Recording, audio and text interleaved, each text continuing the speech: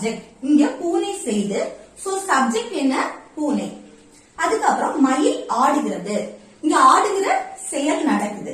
அந்த ஆடுகிற செயலை யார் செய்யறா? மயில். சோ சப்ஜெக்ட் என்ன? மயில். இங்கிலீஷ்ல நான் உங்களுக்கு சொல்லி தரேன். உங்களுக்கு சப்ஜெக்ட்னா என்னன்னு தெரிய வேண்டிதான் நான் தமிழ்ல எழுதி இருக்கேன். ஓகேயா? ஃபர்ஸ்ட் நம்ம சப்ஜெக்ட்னா என்னன்னு பார்த்தோம். ஒரு செயலை யார் செய்யறாங்களோ, எது செய்தோ அதுதான் சப்ஜெக்ட்னு பார்த்தோம். அங்க செயல் நடக்குது. இங்க என்ன நடக்குன்னா, ஒரு வாக்கியத்தில் யாரை பற்றி பேசுறோமோ, எதை பற்றி பேசுறோமோ அதுவும் சப்ஜெக்ட்.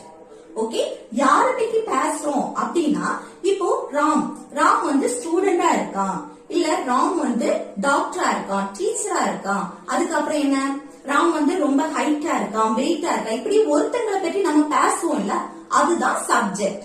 ஓகே, இல்ல ராம் இல்ல யார பற்றி நீங்க பேசுறீங்களோ அதுதான்